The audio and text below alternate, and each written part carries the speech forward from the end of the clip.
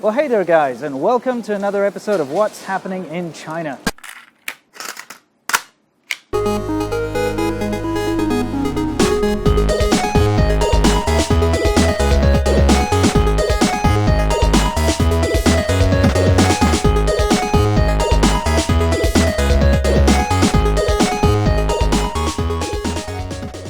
Right guys, so the first thing I'm going to talk about today is the Chinese New Year Spring Festival, which is just around the corner, as you can tell by all the decorations up in the malls, etc.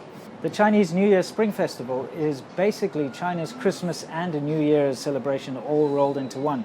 It's an incredibly important part of the year for everybody in China, and of course Chinese people living abroad too.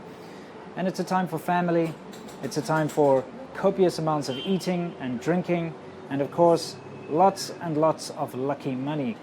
Now there's something quite interesting about the Chinese New Year festival which I don't think a lot of you guys know about, and it's only something I became aware of after living here for so many years, and that is red underwear. Well, you can see here that there's red underwear all over the place. Now it's not just things like underpants, bras and panties, but socks as well. And this has great significance depending on the year you were born. Now, for those of you who are unaware, there are 12 Chinese zodiac animals. And you will say that you're born in the year of the tiger, or the year of the dragon, or the year of the pig, or the year of the rooster, or blah, blah, blah. I personally was born in the year of the monkey. And, you know, just like Western zodiacs, they're supposed to have some kind of impact on your character and the kind of person you are and your luck and all this sort of thing. Anyway, it's very important that if this new year is your zodiac year, that you wear red underwear. Because if you don't wear red underwear, you're in for a whole lot of bad luck. The next thing I'd like to talk about is the one-child policy.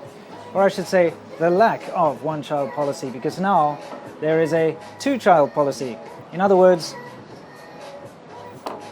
you can have a second child if you are a Chinese married couple here in China, which is fantastic news for anyone who actually wants to have more than one child. Of course, in the past, if you wanted to have more than one child under the one-child policy, it was possible, but you had to pay a huge penalty to the government. Something along the lines of 100,000 RMB, I believe, for your second child. And if you wanted to have a third child, it was just exorbitantly expensive. So it was a rich man's game. And if you were just an average person, it was pretty much out of your reach to have a second child. But now, well done guys, you want a second child, go ahead. Of course, as a foreigner, you're allowed to have as many children as you want if you're married to a Chinese citizen. So foreigners were always exempt from this one-child policy rule. But I'm just happy to see that people have that freedom now. You know, although the one-child policy has been in place for many, many years, I actually do have a lot of Chinese friends who are from big families, usually from the rural parts of China where it's very hard to enforce the one-child policy, and they get away with it by ducking and diving, maybe getting uncles and aunts or cousins to pretend they're their parents in order to get ID cards, because that was really the biggest drawback of the one-child policy is if you were born illegitimately, you couldn't get an ID card, and that means you couldn't get a passport. You can't go to school, you can't graduate, you can't do anything. So you were kind of stuck. And they call those people black people or Heiren.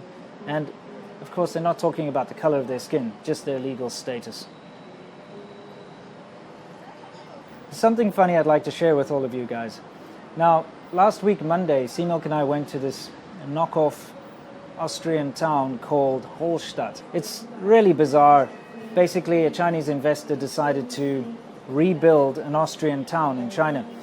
So he went ahead and started building it, and of course the original town had no idea. They only found out about it when it was near completion. Anyway, the funny part is, when we got to the front gate, I was reading, they have a big sign there that's explaining this romantic story about this is bringing Chinese culture and Austrian culture together, European culture together, except on their sign in English it says, "This is an Australian town." I thought it was hilarious. I obviously was disappointed when I couldn't find any kangaroos or koalas in Hallstatt though. By the way, if you're actually interested in seeing what that funny knock of town is all about. There's a whole episode that we made about it over on the Churchill channel. So here's the link. Go take a look if you're curious. Right guys, I'd like to finish off this video by telling you what you can expect from my videos in the coming weeks.